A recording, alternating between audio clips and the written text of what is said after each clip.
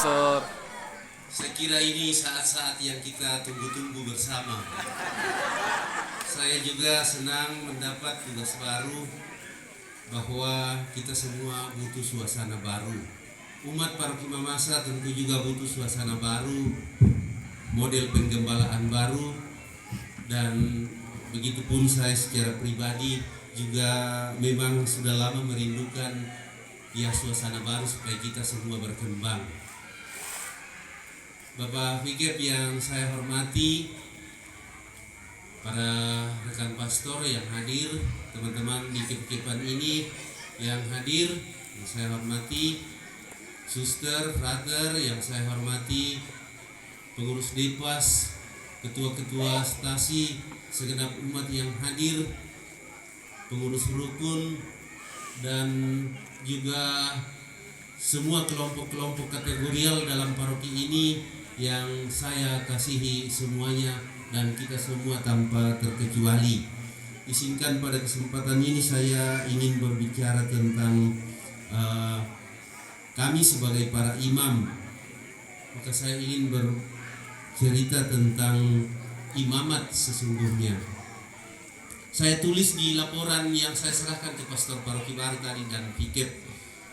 Saya mau baca saja. Perutusan ketiga di Paroki Santo Petrus Mamasa. SK ketiga saya adalah Paroki Santo Petrus Mamasa setelah Mesawa dan Paroki Diri.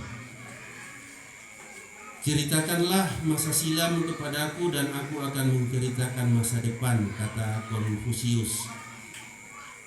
Mengenang kembali apa yang sudah terjadi di masa lampau membutuhkan kepekaan tersendiri.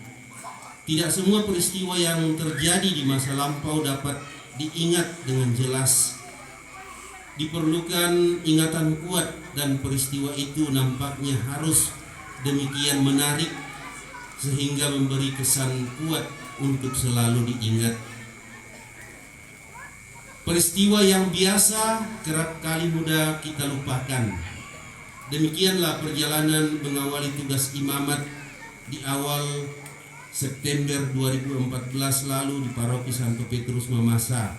Banyak yang sudah saya lupa. Paroki Santo Petrus Mamasa menggunakan logo sebuah kapal atau perahu pinisi khas Makassar yang diasosiasikan sebagai perahu nelayan, tepatnya perahu Santo Petrus. Pada gambar atau logo perahu yang sedang berlayar itu terdapat seekor burung merpati yang menukik tajam ke arah perahu, melambangkan kehadiran Roh Kudus dalam pelayaran pesiarahan gereja ini. Kini perahu itu mengekspresikan wajah komunitas umat beriman di Paroki Mamasa dengan cita-cita dan semangat yang sedang diperjuangkan sampai pada tujuannya. Tak terasa putaran waktu telah mengantarkan paroki ini dalam pelayaran selama 8 tahun mengarungi dunia anta berantah dinahkodai seorang imam muda yang sedang belajar dalam tanda kutip mengendalikan kemudi dan membaca peta perjalanan. Waktu yang tidak sedikit sebagai imam saya menyaksikan anak-anak tumbuh menjadi remaja, remaja tumbuh menjadi dewasa. Keluarga-keluarga muda bermunculan dari peristiwa perkawinan dan bergerak dalam perjuangan hidup, bertahan di terpa badai. Ada yang hidup sebagai keluarga Kristiani teladan, ada pula yang hilang lenyap terhempas gelombang kehidupan dalam pelayaran ini. Ada beberapa peristiwa alam yang menyentak relung hati setiap manusia yang ringkih. Bencana alam, longsor, gempa yang bertubi-tubi, dan pandemi COVID-19 yang berkepanjangan yang memisahkan sekian ribu insan dari orang-orang yang dicintainya. Anak-anak lahir dan dibaptis, manusia mati dan dikuburkan. Demikianlah hidup, patah tumbuh hilang berganti. Sebagai imam saya mengalami 2 fase kondisi jalan-jalan di Mamasa. Fase pertama ketika jalan-jalan masih penuh lubang dan genangan air yang berlumpur, dan fase kedua ketika sebagian besar jalan sudah beraspal atau dibeton. Mamasa memiliki kondisi alam dan masyarakat dengan keunikannya sendiri. Kontur tanah dengan pebukitan pasir yang mudah tergerus air mengakibatkan rawan longsor. Masyarakat dengan budaya konon waktu saya frater dikatakan prinsipnya adalah podokau. Podokau itu artinya siapa kau, siapa saya. Hal ini membuat saya merasa bahwa mungkin umat Mamasa adalah orang-orang yang kurang inisiatif untuk berpartisipasi dalam kehidupan menggereja. Tetapi apa yang terjadi saya rasa tidak demikian. Dalam tugas yang diberikan oleh uskup di awal September itu, saya kemudian berpikir bahwa setiap pastor mempunyai 3 tugas utama sebagai partisipasi dalam Trimundera Christi, atau tugas-tugas yang khusus diberikan kepada seorang tertahbis, yakni tugas nabi, tugas sebagai imam, dan tugas sebagai raja. Tugas sebagai nabi adalah tugas mengajar dan mewartakan sabda Allah lewat homili dan katekisi. Tugas sebagai imam adalah tugas khas pengudusan yang hanya diterimakan seorang imam tertapis lewat perayaan-perayaan sakramen, terutama lewat sakramen Ekaristi. Dan tugas sebagai raja adalah tugas kepemimpinan dan mempersatukan umat Allah.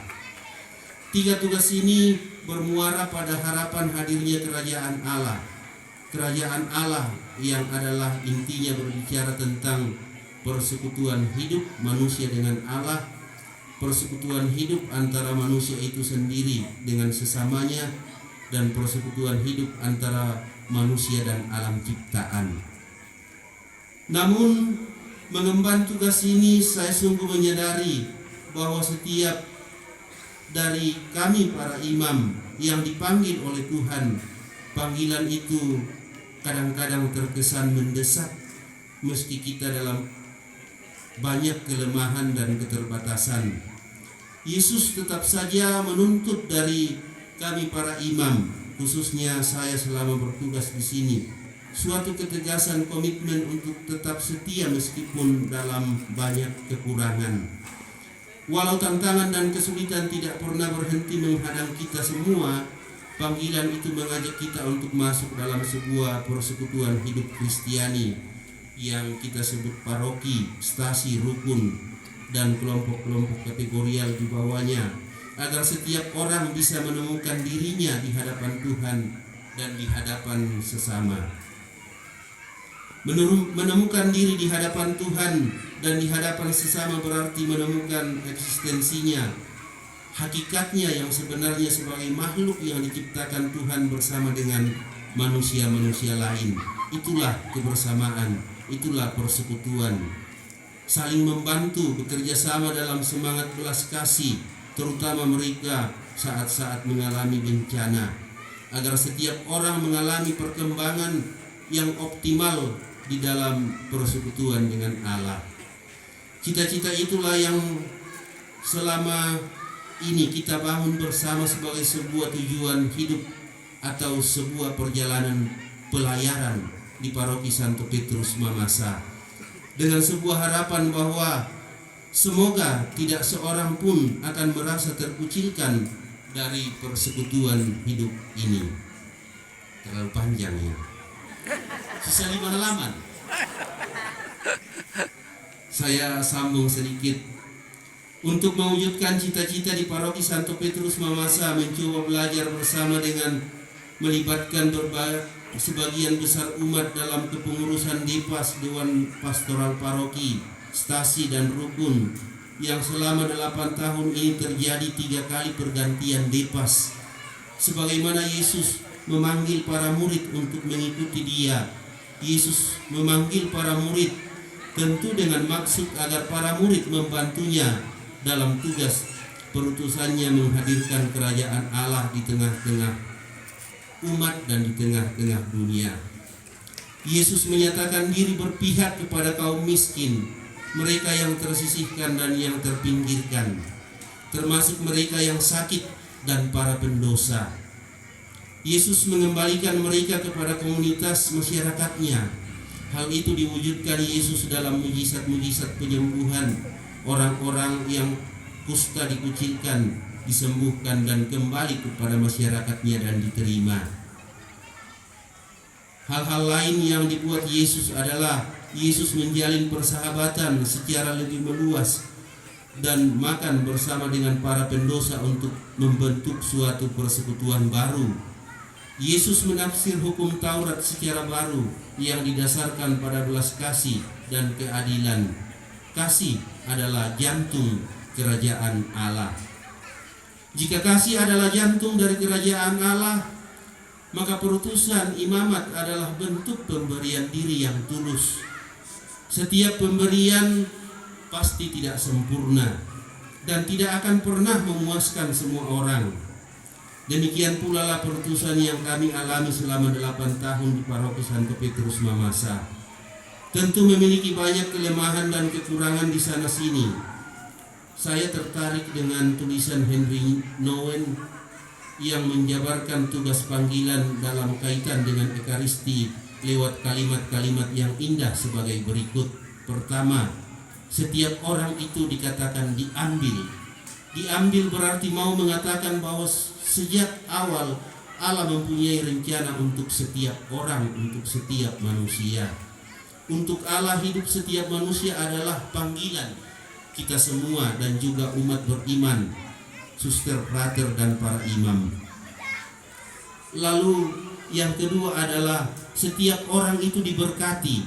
Setiap manusia dikasihi oleh Allah, dicintai oleh Allah, dan Allah menyertai manusia dengan berkat-berkatnya di dalam kehidupan. Yang ketiga, Henry Nouwen mengatakan setiap orang itu dipecahkan. Terkadang kita mengalami kebahagiaan, senang, puas, namun terkadang kita mengalami sedih, gagal, menderita. Hidup kita seperti diobrak-abrik. Inilah bagian dari perjalanan hidup seorang utusan, seorang imam yang hidupnya dipecahkan seperti ketika ia memecahkan hosti di atas altar. Setiap orang juga adalah hidupnya dibagikan. Hidup yang diobrak-abrik dimaksudkan untuk dibagi-bagikan untuk kepentingan sesama. Mungkin kita menderita tetapi untuk kebaikan bersama. Itulah yang kita rayakan dalam Ekaristi yang dirayakan seorang imam setiap kali ia merayakan Ekaristi dan disambut oleh seluruh umat.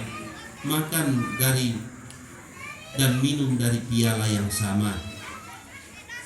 Saudara-saudari terkasih, maka di akhir tugas saya ini perkenankan saya mengucapkan terima kasih kepada beberapa pihak. Saya pertama-tama mengucap syukur kepada Tuhan atas penyertaan selama mengemban tugas di Paroki Mamasa ini.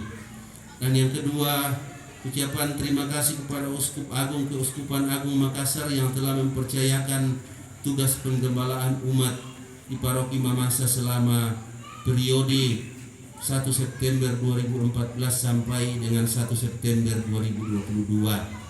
Juga saya mengucapkan terima kasih kepada Fikep Kepikepan Sulawesi Barat yang telah mendampingi dan membimbing saya sebagai seorang imam di paroki ini. Banyak masukan, banyak penyertaan dan juga arahan-arahan dari Fikep yang terus-menerus mendampingi saya. Juga rekan-rekan imam yang lain, Pastor Antonius Pabendon, kapelan 3 tahun, kapelan pertama. Pastor Vansco Edianto Midun, kapelan kedua, selama 2 tahun bersama.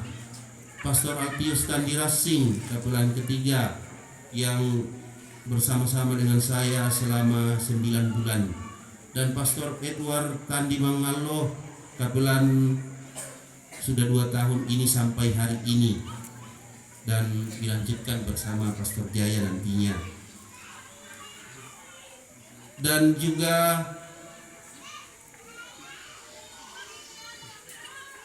Saya berterima kasih kepada para frater hamba-hamba Kristus, Frater Bernard, Frater Matias, Frater Dion, Frater Alphonse, almarhum, Frater Benyamin, Frater Apolinaris, Frater X, Frater Aldus, Frater Raymond, Frater Gigi, Frater Jojo, Frater Wali Kota, dan Frater Martin yang baru-baru datang.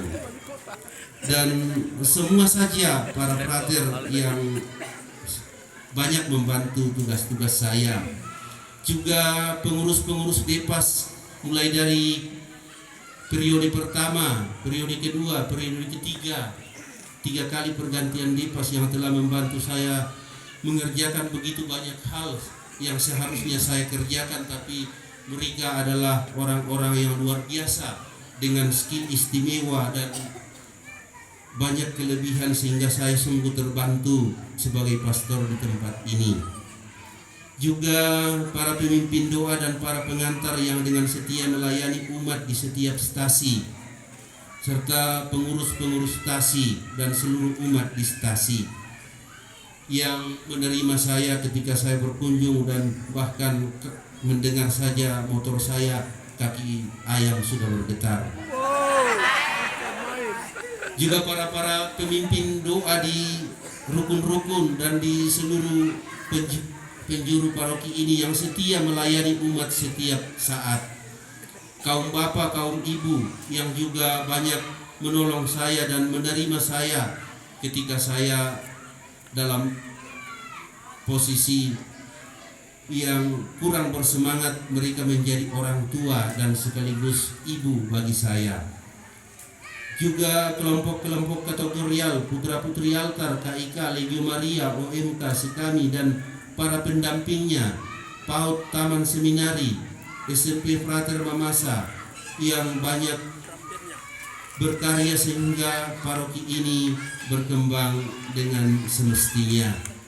Anak-anak pastoran, Tato, Jeffrey, Rinus, Ponar, Yandri, Dona, Sinta, Elizabeth, Leni, Mama Ponar sekeluarga dan Mama Sinta sekeluarga yang telah memberikan pengabdian total kepada kami para pastor, melayani kami para pastor di pastoran dalam hal-hal urusan rumah tangga, serta seluruh umat paroki Santo Petrus Mamasa tanpa terkecuali atas cinta dan baktinya yang tulus untuk kami para pastor yang berkarya di paroki ini.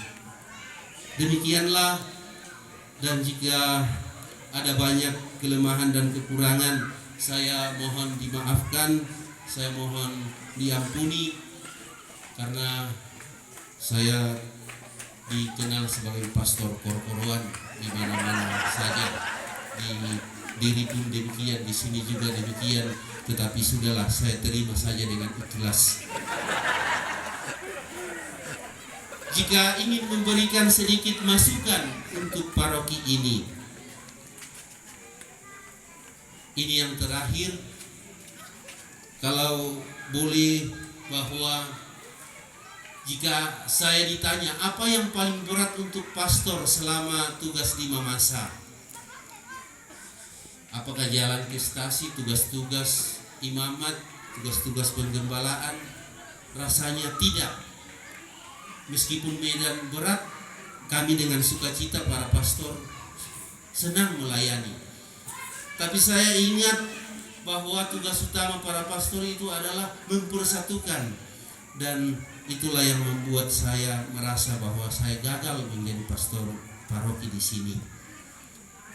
Beberapa waktu yang lalu ketika rumah tangga pastoran kami itu, saya maksud isi hati saya mendidik teman saya pastor, tetapi kemudian ditanggapi lain oleh baik kami rekan pastor dan maupun umat. Lalu akhirnya saya sungguh menyadari bahwa umat terpecah-pecah di paroki ini. Jika dikatakan bahwa apa yang paling berat, itulah yang paling berat untuk saya, dan sempat memukul saya sebagai seorang imam bahwa saya tidak berhasil mempersatukan umat. Tetapi yang terjadi adalah perpecahan. Semoga usul saya untuk umat hal-hal ini tidak terjadi lagi, Jika ada persoalan antar imam, serahkan pada keuskupan dan pada fikih sebagai orang tua kita. Demikian, terima kasih untuk semuanya. Banyak terima kasih atas segala cinta yang saya terima. Demikian.